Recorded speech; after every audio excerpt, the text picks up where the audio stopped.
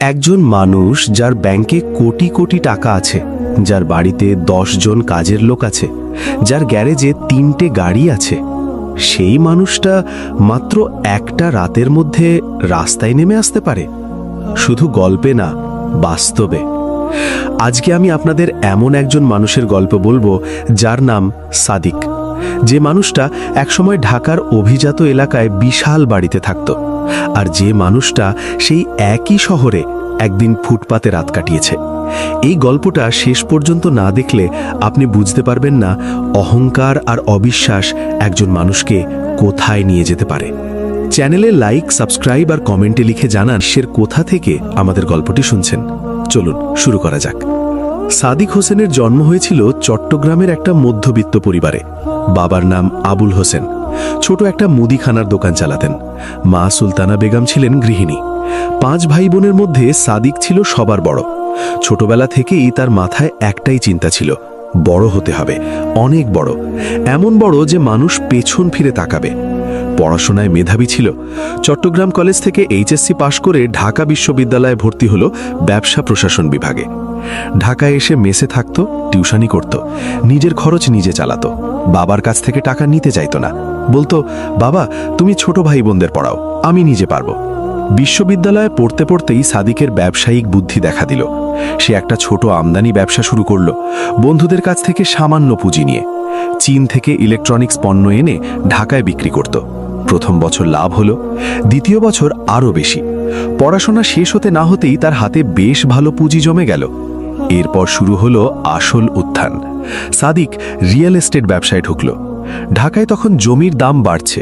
সে বুঝতে পারল এটাই সুযোগ। ব্যাংক থেকে লোন নিল, জমি কিনল উত্তরায়, মিরপুরে, পূর্বাচলে। কয়েক বছরের মধ্যে সেই জমির দাম 3 গুণ হলো। সাদিক বিক্রি করল, লাভ গেল কোটিতে। বয়স যখন 35, তখন সাদিক হোসেন ঢাকার একজন পরিচিত ব্যবসায়ী। গুলশানে তার নিজের ফ্ল্যাট, উত্তরায় তার নিজের বাড়ি, কনস্ট্রাকশন কোম্পানি, আমদানি রপ্তানি এবং একটা গার্মেন্টস কারখানা। মোট সম্পদের পরিমাণ 50 কোটি টাকার উপরে। এই বছরেই সে বিয়ে করল। মেয়েটার নাম সুমাইয়া। শিক্ষিত, সুন্দর, ভালো পরিবারের। বিয়েটা হয়েছিল 2 পরিবারের সম্মতিতে। সুমাইয়া সাদিককে ভালোবাসত, সাদিকও সুমাইয়াকে ভালোবাসত, অন্তত তখন।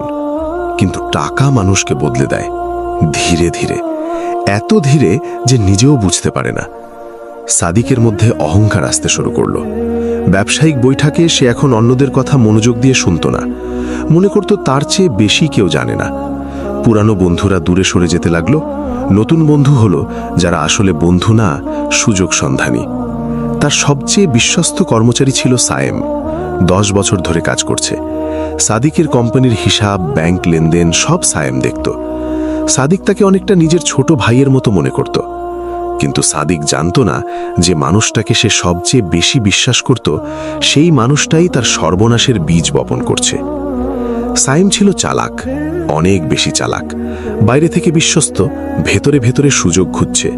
সে সাদিকের কোম্পানির প্রতিটা হিসাব জানত। কোন ব্যাংকে কত টাকা, কোন প্রজেক্টে কত বিনিয়োগ, কার সাথে কি চুক্তি। এই তথ্যগুলোকে সে ব্যবহার করতে শুরু করল নিজের স্বার্থে।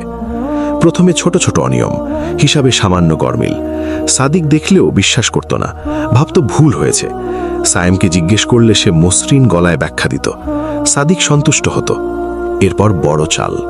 সায়েম বাইরে একটা নিজের কোম্পানি খুলল, নাম দিল ভিন্ন। সাদিকের কোম্পানির সাথে নিজের কোম্পানির চুক্তি করিয়ে দিল সাদিকের সই নিয়ে। সাদিক কাগজে সই করত, বিশ্বাস করে, পুরোটা পড়ত না। একটা বড় কনস্ট্রাকশন প্রজেক্টে সাদিকের কোম্পানি 20 কোটি টাকা বিনিয়োগ করল। সেই প্রজেক্টের ঠিকাদার ছিল সায়েমের নিজের লোক। কাজ হলো না, টাকা গেল। কাগজে সব ঠিকঠাক, কিন্তু বাস্তবে টাকা চলে গেল সায়েমের পকেটে। এই ফাঁদটা সাদিক বুঝতে পারেনি, কারণ সে ব্যবসায় ব্যস্ত ছিল, সম্প্রসারণে ব্যস্ত ছিল, হিসাবের দিকে মনোযোগ কম ছিল। এদিকে সাদিকের আরেকটা সমস্যা শুরু হলো। তার গার্মেন্টস ফ্যাক্টরিতে শ্রমিক অসন্তোষ। বেতন বাকি পড়েছিল 3 মাস। সাদিক জানত না, কারণ সায়েম জানাতো না। টাকা আসছিল, কিন্তু কোথায় যাচ্ছিল সেটা সাদিকের নজরে ছিল না। শ্রমিকরা আন্দোলনে নামল, ফ্যাক্টরি বন্ধ হয়ে গেল, ক্রেতারা অর্ডার বাতিল করল। সাদিকের মাসিক আয়ের বড় একটা অংশ বন্ধ হয়ে গেল। একই সময়ে ব্যাংকের লোনের কিস্তি বাকি পড়তে শুরু করলো। সাদিকের 3টে ব্যাংকে মোট ঋণ ছিল 22 কোটি টাকা। সেই কিস্তি দিতে পারছিল না। ব্যাংক থেকে নোটিশ আসতে লাগলো। তখন সাদিক বুঝতে পারল কিছু একটা গুরুতর ভুল হয়েছে। সায়েমকে ডাকলো, হিসাব চাইল। সায়েম কিছু কাগজ দিল, কিন্তু অনেক কাগজ গায়েব, অনেক হিসাব মিলছে না। সাদিক রাগ করল, বলল, তুমি কি করেছ? সায়েম শান্ত গলায় বলল, স্যার, আমি তো সব ঠিক মতোই করেছি। আপনি নিজেই সব কাগজে সই করেছেন, আমার দোষ কোথায়? সাদিকের পায়ের নিচে মাটি সরে যেতে লাগলো। সে আইনজীবী নিল, অডিট করালো। বের হলো ভয়াবহ সত্য। গত 3 বছরে সায়েম সাদিকের কোম্পানি থেকে প্রায় 15 কোটি টাকা সরিয়ে নিয়েছে। বিভিন্ন ভুয়া চুক্তি, ভুয়া ঠিকাদার, ভুয়া বিল, সব বৈধভাবে দেখানো, কারণ সাদিকের নিজের সই ছিল সব কাগজে। সায়েম কোনো অপেক্ষা করেনি। অডিটের খবর পেয়েই সে পরিবার নিয়ে দেশ ছেড়ে চলে গেছে। কানাডায় তার বাড়ি কেনা ছিল আগে থেকেই, টাকাটা সেখানে পাঠানো ছিল। সাদিক মামলা করল, কিন্তু মামলা চলতে সময় লাগে, আর ততদিনে ব্যাংক তার সম্পত্তি জব্দ করতে শুরু করল। সেই রাতে সাদিক বাড়িতে ফিরে সুমাইয়াকে সব বলল। সুমাইয়া শুনল, চুপ করে থাকল। তারপর বলল, এখন কি হবে? সাদিক বলল, আমি ঠিক করে নেব। সুমাইয়া বলল, কতটুকু বাকি আছে? সাদিক বলল, জমি আর ফ্ল্যাট ব্যাংক নেবে, হয়তো গাড়িও যাবে। সুমাইয়া আর কিছু বলল না, কিন্তু সেই রাতে তার মুখের ভাষা পড়তে পারল সাদিক। পরের 6 মাস ছিল সাদিকের জীবনের সবচেয়ে ভয়াবহ সময়। একটার পর একটা সম্পত্তি চলে যেতে লাগলো। গুলশানের ফ্ল্যাট ব্যাংক নিল প্রথমে, তারপর উত্তরার বাড়ি। গ্যারেজের 3টে গাড়ির মধ্যে 2টো বিক্রি করতে হলো লোনের কিস্তি মেটাতে। কোম্পানি বন্ধ হয়ে গেল, কর্মচারীরা চাকরি হারালো। এর মধ্যে সাদিকের পরিচিত মানুষগুলো একে একে সরে যেতে শুরু করলো। যারা ভালো সময়ে পাশে ছিল, ফোন ধরত, দাওয়াত খেত, তারা এখন নম্বর কেটে দিচ্ছে। একজন ব্যবসায়িক অংশীদার আছে, আব্দুল্লাহ সাহেব, যার সাথে সাদিকের 15 বছরের সম্পর্ক। সেও একদিন ফোনে বলল, ভাই, আমার নিজের ব্যবসায় এখন অনেক সমস্যা, তোমাকে সাহায্য করার অবস্থায় নেই। সাদিক বলল, আমি সাহায্য চাইনি আব্দুল্লাহ ভাই, শুধু একটু পাশে থাকতে বলেছিলাম। ওপাশ থেকে সংযোগ বিচ্ছিন্ন হয়ে গেল। বাড়িতে পরিস্থিতি আরো কঠিন হল। সুমাইয়ার আচরণ বদলে যাচ্ছিল। সে স্বামীর সাথে কথা কমিয়ে দিয়েছিল, বাবার বাড়িতে বেশি সময় কাটাতে শুরু করেছিল। সাদিক বুঝতে পারছিল, কিন্তু বিশ্বাস করতে চাইছিল না। একদিন সাদিক বাড়ি ফিরে দেখল সুমাইয়ার কাপড় চোপড় অনেকটা কম হয়ে গেছে। জিজ্ঞেস করল, কি হয়েছে? সুমাইয়া বলল, আমি কিছুদিন বাবার বাড়িতে থাকব। সাদিক বলল, কেন? সুমাইয়া বলল, এই অবস্থায় আমার পক্ষে থাকা সম্ভব হচ্ছে না। সাদিক চুপ করে রইল। কি বলবে সে? ভিক্ষা করবে স্ত্রীর কাছে থাকার জন্য? সুমাইয়া চলে গেল। 1 সপ্তাহ পর তার বাবার পক্ষ থেকে আইনজীবী এলো, ডিভোর্সের নোটিশ। সাদিক সেই নোটিশটা হাতে নিয়ে অনেকক্ষণ বসে রইল। 10 বছরের সংসার, কোনো সন্তান ছিল না, এটা একটাই সান্ত্বনা ছিল এই মুহূর্তে। কিন্তু 10 বছরের স্মৃতি, 10 বছরের ভালোবাসা, সেগুলো টাকার সাথে সাথে চলে গেছে। সাদিকের কাছে এখন যা ছিল একটা ভাড়া করা ছোট ঘর পুরান ঢাকায়, মাসিক 7,000 টাকা ভাড়া। হাতে আছে কিছু নগদ, বেশি দিন চলবে না। কোনো আয় নেই, কোনো কোম্পানি নেই, কোনো কর্মচারী নেই। এই অবস্থায় সে চট্টগ্রামে বাবার কাছে গেল। আবুল হোসেন তখন বৃদ্ধ, দোকান আর চালান না, ছোট ভাইরা সংসার করছে। সাদিক গিয়ে দেখল বাবার চোখে জল। বাবা বললেন, কি করলি রে বাবা? সাদিক বলল, বাবা, ভুল হয়ে গেছে। আবুল হোসেন বললেন, এখন কি করবি? সাদিক বলল, জানি না বাবা। ছোট ভাইরা তেমন কথা বলল না, কিন্তু তাদের চোখের দৃষ্টিতে ছিল এক ধরনের অস্বস্তি। বড় ভাই সব হারিয়ে এসেছে, এটা তাদের জন্য লজ্জার বিষয় ছিল। সাদিক 3 দিন থেকে ঢাকা ফিরে আসলো। বাবা একটু টাকা দিতে চেয়েছিলেন, সাদিক নেয়নি। বলেছিল, বাবা, তোমার টাকা রাখো, আমি নিজে ঠিক করব। কিন্তু নিজে ঠিক করার পথ কোথায়? সাদিক ঢাকায় ফিরে দেখল ভাড়া ঘরের মালিক নোটিশ দিয়েছে, 2 মাসের ভাড়া বাকি, না দিলে বের হয়ে যেতে হবে। সেই রাতে সাদিক হিসাব করল, হাতে যা আছে তা দিয়ে আর 10 দিন চলবে। 10 দিন পর কি হবে? 10 দিন পর সাদিক হোসেন সত্যিই রাস্তায় নামল। ভাড়া দিতে পারেনি, ঘর ছাড়তে হয়েছে। একটা ব্যাগে কিছু কাপড়, একটা মোবাইল ফোন আর কিছু ওষুধ, এটুকুই সম্বল। প্রথম রাতটা সে একটা মসজিদে কাটালো। মসজিদের বারান্দায় বসেছিল। ইমাম সাহেব দেখলেন, জিজ্ঞেস করলেন, ভাই কোথা থেকে এসেছো? সাদিক বলল, ঢাকারই মানুষ, একটু সমস্যায় পড়েছি। ইমাম সাহেব কিছু জিজ্ঞেস করলেন না, রাতে থাকতে দিলেন। সকালে উঠে সাদিক বের হলো। পকেটে টাকা নেই বললেই চলে। একটা পরিচিতের কাছে গেল। সে একসময় সাদিকের কাছ থেকে ব্যবসায়িক সাহায্য পেয়েছিল। দরজা খুলল, সাদিককে দেখল, বলল, ভাই একটু ব্যস্ত আছি, পরে আসো। দরজা বন্ধ হয়ে গেল। আরেকজনের কাছে গেল, সেও প্রায় একই কথা। তখন সাদিক বুঝল, সেই যে পৃথিবীতে বাস করত, সেই পৃথিবী আর তার জন্য নেই। সেই পৃথিবীর দরজা তার মুখের ওপর বন্ধ হয়ে গেছে। বিকেলে সে মতিঝিলের একটা ফুটপাতে বসে থাকল। চারদিকে মানুষের ভিড়। হাজার হাজার মানুষ হাঁটছে, দৌড়াচ্ছে, কাজে যাচ্ছে। কেউ তার দিকে তাকাচ্ছে না। একসময় এই এলাকায় তার অফিস ছিল। এখানেই তার কোম্পানির সাইনবোর্ড ঝুলত। আজ সে এই এলাকার ফুটপাতে বসে আছে, আর কেউ চিনছে না। একজন বয়স্ক ভিক্ষুক এসে পাশে বসল, বলল, ভাই তুমি নতুন? সাদিক টাকালো, বলল, মানে? লোকটা বলল, রাস্তায় নতুন এসেছো বুঝলাম, চোখ দেখলেই বোঝা যায়। সাদিক কিছু বলল না। লোকটা বলল, আমার নাম সানজিদার বাবা, মানে আমার মেয়ের নাম সানজিদা। নিজের নাম ভুলে গেছি, অনেক দিন হলো। সাদিক জিজ্ঞেস করল, আপনিও কি আগে ভালো ছিলেন? লোকটা হাসল, বলল, কে ভালো ছিল না বলো? কেউ রাস্তায় জন্মায় না, রাস্তায় আসতে হয়। সেই রাতে সাদিক আবার মসজিদে গেল। ইমাম সাহেব জিজ্ঞেস করলেন, খেয়েছো? সাদিক বলল, না। ইমাম সাহেব নিজের খাবার ভাগ করে দিলেন। সাদিক খেতে খেতে ভাবল, একসময় সে 10-15 জনকে খাওয়াতো প্রতিদিন। আজ একজন মানুষ তাকে খাওয়াচ্ছে। সেই মানুষটার নিজেরও বেশি নেই।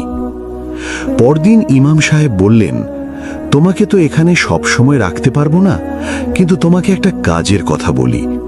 পাশের বাজারে একজন দোকানদার আছেন, মাল টানাটানির লোক দরকার, যাবে?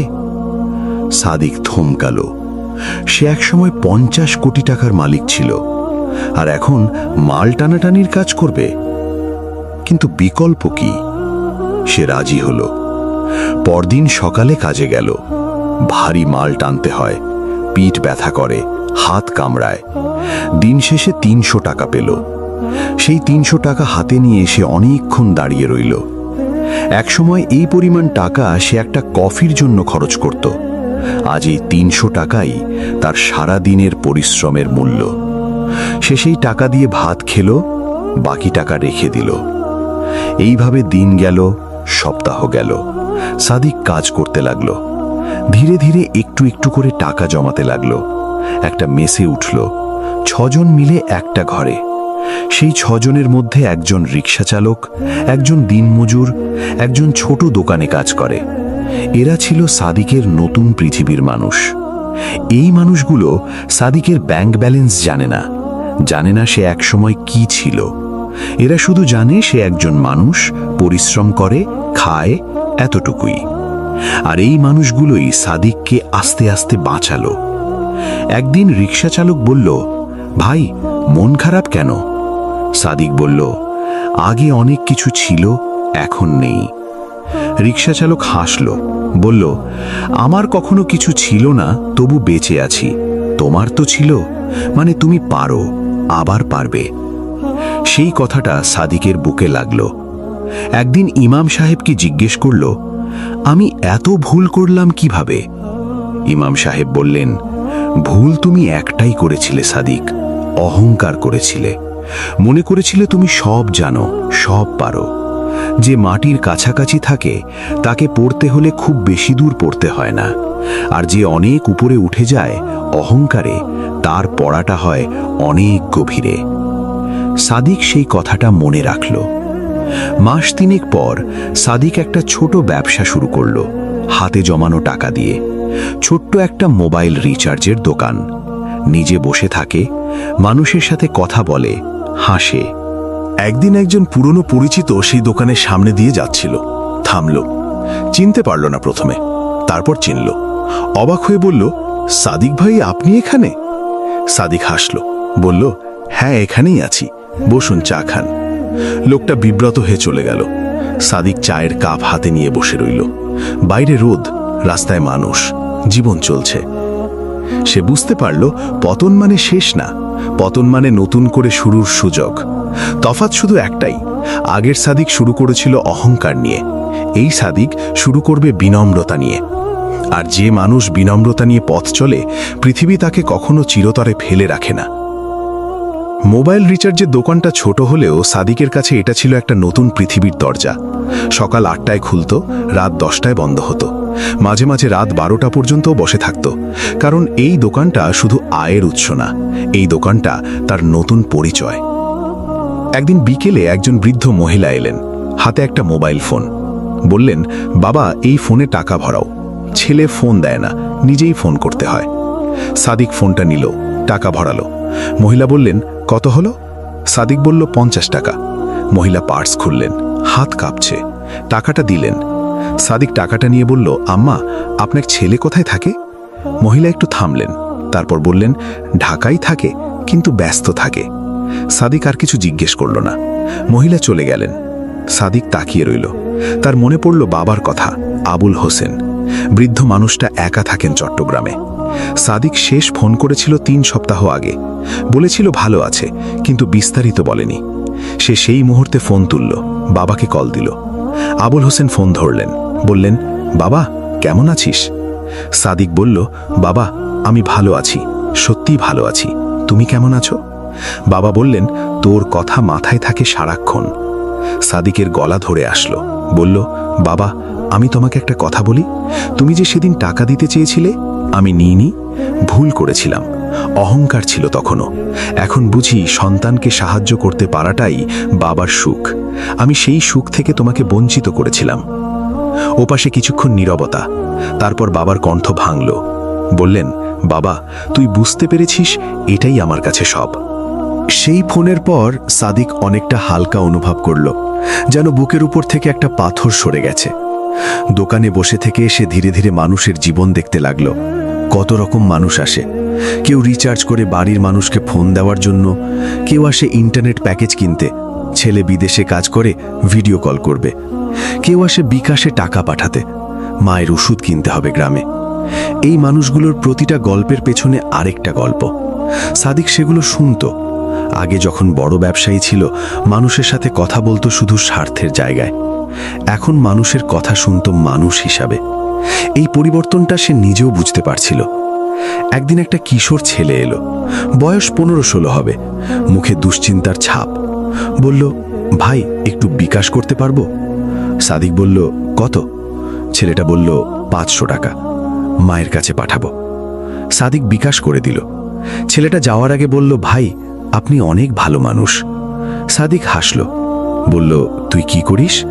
ছেলেটা বলল, পড়ি, কিন্তু পড়ার পাশে কাজও করতে হয়, বাবা নেই, মা একা। সাদিক কিছুক্ষণ তাকিয়ে রইল, তারপর বলল, পড়াশোনা ছেড়ে দিস না, যত কষ্টই হোক। ছেলেটা চলে গেল। সাদিক ভাবল, একসময় সে নিজেও এরকম ছিল, কষ্ট করে পড়েছে, নিজে রোজগার করেছে, বাবার উপর ভার দেয়নি। সেই মানুষটা কোথায় হারিয়ে গিয়েছিল টাকার ভিড়ে? মাস 6 পর সাদিকের জীবনে একটা অপ্রত্যাশিত ঘটনা ঘটল। একদিন সন্ধ্যায় দোকানে একজন মধ্যবয়স্ক মানুষ এলেন। পোশাক আশাক দেখে মনে হলো ব্যবসায়ী। নাম জানালেন রফিকুল ইসলাম। পাশের এলাকায় তার একটা ছোট ইলেকট্রনিক্সের দোকান আছে। কথায় কথায় সাদিক জানল, রফিকুল সাহেবের দোকানে কম্পিউটার আছে, কিন্তু অ্যাকাউন্ট বুঝে এমন লোক নেই। বললেন, ভাই, আপনি কি হিসাব কিতাব বোঝেন? সাদিক একটু থামল, তারপর বলল, বুঝি কিছুটা। রফিকুল সাহেব বললেন, আমার দোকানের হিসাব একটু দেখে দেবেন, পারিশ্রমিক দেব। সাদিক বলল, দেখব। পরদিন বিকেলে সে রফিকুল সাহেবের দোকানে গেল। হিসাবের খাতা দেখল, কয়েকটা জায়গায় সমস্যা ছিল। সাদিক বুঝিয়ে দিল। রফিকুল সাহেব অবাক হলেন, বললেন, আপনি তো অনেক বোঝেন, শুধু রিচার্জের দোকান কেন? সাদিক হাসল, বলল, এটা দিয়েই শুরু হচ্ছে। রফিকুল সাহেব পারিশ্রমিক দিতে চাইলেন। সাদিক নিল না, বলল, আপনি পরের বার দেখবেন। এরপর থেকে সাদিক মাঝে মাঝে রফিকুল সাহেবের দোকানে যেত, হিসাব দেখত। বিনিময়ে রফিকুল সাহেব খাবার খাওয়াতেন, চা দিতেন, কথা বলতেন। এই সম্পর্কটা বন্ধুত্বে রূপ নিল। একদিন রফিকুল সাহেব বললেন, ভাই, আপনি আগে কি করতেন? সাদিক একটু চুপ করে থাকল, তারপর বলল, ব্যবসা করতাম। রফিকুল সাহেব বললেন, বড় ব্যবসা? সাদিক বলল, হ্যাঁ, কিন্তু ভুল করেছিলাম, সব হারিয়েছি, এখন আবার শুরু করছি। রফিকুল সাহেব কিছুক্ষণ চুপ থাকলেন, তারপর বললেন, জানেন ভাই, আমার বাবা বলতেন, যে মানুষ পড়ে গিয়ে উঠে দাঁড়াতে পারে সে মানুষ আর কখনো পড়ে না, কারণ সে জানে কিভাবে উঠতে হয়। সাদিক সেই কথাটা মনে রাখল। ধীরে ধীরে রিচার্জের দোকানের আয় বাড়তে লাগল। সাদিক দোকানে শুধু রিচার্জ না, বিকাশ, ইন্টারনেট প্যাকেজ, বিভিন্ন বিল পেমেন্ট শুরু করল। মানুষ তাকে বিশ্বাস করত, কারণ সে কখনো ঠকাতো না, সবসময় সঠিক হিসাব দিত। এই বিশ্বাসটা অর্জন করতে তার অনেক দিন লেগেছে, কিন্তু একবার অর্জন করলে এটা টাকার চেয়েও দামি। একদিন মেসের রিক্সাচালক বন্ধু রহিম এসে বলল, ভাই, তোমার দোকান আরেকটু বড় করলে কেমন হয়? সাদিক বলল, মূলধন কোথায়? রহিম বলল, আমার কাছে 5,000 টাকা জমা আছে, ধার নেবে? সাদিক অবাক হয়ে তাকালো। রিক্সাচালক তাকে 5,000 টাকা ধার দিতে চাইছে? একসময় সাদিক কোটি কোটি টাকার লেনদেন করত, আর আজ 5,000 টাকার জন্য একজন রিক্সাচালক হাত বাড়াচ্ছে। সাদিকের চোখ ভিজে এলো। সে বলল, রহিম ভাই, তুমি কি জানো আমি আগে কত টাকার মালিক ছিলাম? রহিম বলল, না, জানি না, জানতেও চাই না। আমি জানি তুমি ভালো মানুষ, বিপদে পড়েছ, সেটুকুই যথেষ্ট। সাদিক সেই 5,000 টাকা নিল, প্রতিজ্ঞা করল 3 মাসের মধ্যে ফেরত দেবে। দিয়েছিল সময়ের আগেই। 1 বছর পার হলো। সাদিকের রিচার্জের দোকান এখন একটু বড়, পাশে একটা ছোট কম্পিউটারের কাজের কাউন্টার, মানুষের সিভি বানিয়ে দেওয়া, ফর্ম পূরণ করা, প্রিন্ট করা, ছোট কিন্তু চলছে। এই 1 বছরে সাদিক অনেক কিছু শিখেছে, যেটা 50 কোটি টাকা থাকতে শেখেনি। শিখেছে একটা টাকার মূল্য কতটুকু হতে পারে। শিখেছে মানুষ তোমার টাকার জন্য না, তোমার ব্যবহারের জন্য তোমাকে মনে রাখে। শিখেছে অহংকার একটা বিষের মতো, ধীরে ধীরে কাজ করে, বুঝতে পারো না, যখন বুঝতে পারো তখন অনেক দেরি হয়ে গেছে।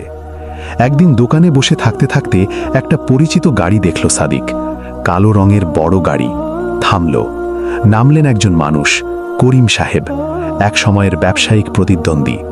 করিম সাহেব সাদিককে দেখলেন, একটু চমকালেন, তারপর এগিয়ে এলেন, বললেন, সাদিক ভাই? সাদিক বলল, জি করিম সাহেব। করিম সাহেব একটু অস্বস্তিতে বললেন, এখানে মানে? সাদিক হাসল, বলল, এখানে আমার দোকান, বসুন, চা খাবেন?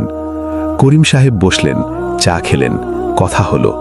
করিম সাহেব বললেন, সাদিক ভাই, আমি শুনেছিলাম আপনার ব্যবসায় সমস্যা হয়েছে, কিন্তু জানতাম না এতটা। সাদিক বলল, হয়েছে, কিন্তু এটা ভালোই হয়েছে। করিম সাহেব অবাক হলেন, ভালো? সাদিক বলল, হ্যাঁ, আমি যে মানুষটা হয়ে উঠছিলাম সেই মানুষটাকে আমি নিজেও পছন্দ করতাম না। পতন আমাকে সেই মানুষটার কাছ থেকে বাঁচিয়েছে। করিম সাহেব অনেকক্ষণ চুপ থাকলেন, তারপর বললেন, আপনি অনেক সাহসী মানুষ সাদিক ভাই। সাদিক বলল, না, সাহসী না, শুধু বুঝেছি। করিম সাহেব চলে যাওয়ার আগে বললেন, যদি কখনো কোনো সাহায্য লাগে জানাবেন। সাদিক বলল, ধন্যবাদ, কিন্তু এখন আর সাহায্য লাগে না, এখন আমি নিজেই পারছি। 1.5 বছর পর একটা বিশেষ দিন। সেদিন সাদিক দোকান বন্ধ করে রওনা দিল চট্টগ্রামের উদ্দেশ্যে। বাবার কাছে যাচ্ছে, হাতে কিছু টাকা, বেশি না, কিন্তু নিজের হাতে উপার্জন করা। ট্রেনে বসে সে জানালা দিয়ে বাইরে তাকালো। মাঠ, নদী, ছোট ছোট বাড়ি পেরিয়ে যাচ্ছে। এই দেশটা কত সুন্দর। একসময় সে শুধু ঢাকার উঁচু বিল্ডিং দেখত, গাড়ির কাঁচের আড়াল থেকে। মাঠ দেখত না, নদী দেখত না, সাধারণ মানুষ দেখত না। এখন দেখে। চট্টগ্রামে পৌঁছে বাবার বাড়িতে গেল। আবুল হোসেন দরজা খুললেন। ছেলেকে দেখে মুখে একটা শান্তির হাসি। আবুল হোসেন মাথায় হাত বুলিয়ে দিলেন, বললেন, ভালো আছিস? সাদিক বলল, হ্যাঁ বাবা, এখন সত্যিই ভালো আছি। বাবা বললেন, মুখ দেখলেই বোঝা যাচ্ছে। রাতে খাবার সময় আবুল হোসেন বললেন, জানিস বাবা, তোকে ছোটবেলায় একটা কথা বলিনি। তোর দাদা আমাকে বলেছিলেন। তিনি বলেছিলেন, জীবনের সবচেয়ে বড় পরীক্ষা হলো সাফল্যের পরীক্ষা। ব্যর্থতার পরীক্ষা মানুষ সহজেই পাশ করে, কিন্তু সাফল্য এলে যে মানুষ নিজেকে ধরে রাখতে পারে সেই আসল মানুষ। তুই সেই পরীক্ষায় ফেল করেছিলি, কিন্তু আবার পড়ছিস, আবার পাশ করবি। সাদিক বাবার দিকে তাকালো। বৃদ্ধ মানুষটার চোখে বিশ্বাস। সে বলল, বাবা, তুমি তো কখনো বড় ব্যবসায়ী ছিলে না, কিন্তু তুমি যা জানো সেটা কোনো ব্যবসায়ী জানে না। আবুল হোসেন বললেন, মাটির মানুষ মাটির কথা বলে, আর মাটির কথাই সবচেয়ে সত্যি। সেই রাতে সাদিক বাবার পাশে শুয়ে অনেক দিন পর ঘুমালো। গভীর নিশ্চিন্ত ঘুম। সকালে উঠে বাবাকে কিছু টাকা দিল। বাবা নিতে চাইলেন না। সাদিক বলল, বাবা, এটা তোমার টাকা না, এটা তোমার পাওনা। আমার উপার্জনের প্রথম ভাগ তোমার। আবুল হোসেন টাকাটা নিলেন, চোখ মুছলেন। সাদিক ঢাকার ট্রেনে উঠল।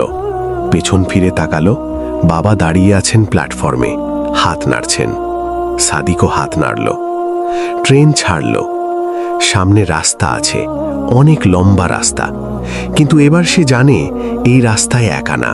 এই রাস্তায় আছে রহিম, ইমাম সাহেব, রফিকুল সাহেব, বাবা, আর সবচেয়ে বড় কথা, এই রাস্তায় আছে সে নিজে, নতুন সাদিক, যে মানুষ পড়ে গিয়েছিল, উঠে দাঁড়িয়েছে এবং হাঁটছে। অহংকার ছাড়া, বিনম্রতা নিয়ে, মাটির কাছাকাছি থেকে। কারণ যে মাটির কাছাকাছি থাকে, পৃথিবী তাকে কখনো ফেলে রাখে না।